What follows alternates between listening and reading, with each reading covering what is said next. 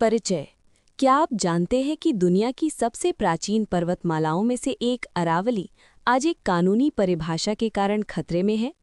प्रोटोरोज़ोइक युग में जन्मी ये पर्वत श्रृंखला राजस्थान से लेकर दिल्ली, हरियाणा और गुजरात तक फैली है।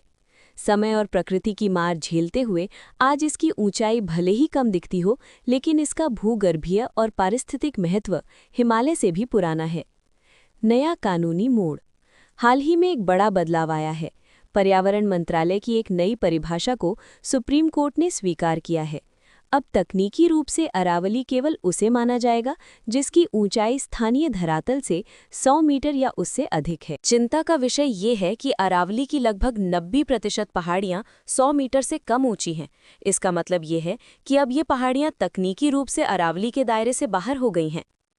संभावित खतरे। यदि इन निचली पहाड़ियों को संरक्षण के दायरे से बाहर कर दिया जाता है तो इसके परिणाम भयावह हो सकते हैं। कमजोर कानूनी सुरक्षा। वन संरक्षण अधिनियम अब केवल ऊंची चोटियों पर लागू होगा, जिससे निचली पहाड़ियों पर खनन अर्थात माइनिंग और निर्माण का रास्ता साफ हो सकता है। मरुस्थलीकरण।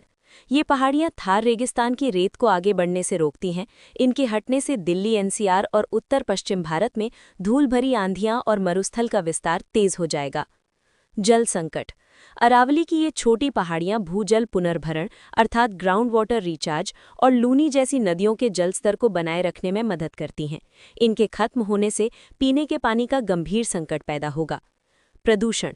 अरावली क्षेत्र की जैव विविधता और हरियाली हमारे लिए फेफड़ों का काम करती है।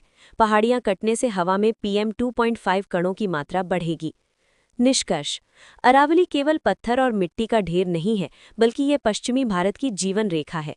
100 मीटर की ये तकनीकी कट ऑफ इस प्राचीन पारिस्थितिकी तंत्र की नींव को कमजोर कर सकती है। हमें ये समझना होगा कि प्रकृति को मीटर में नहीं मापा जा सकता।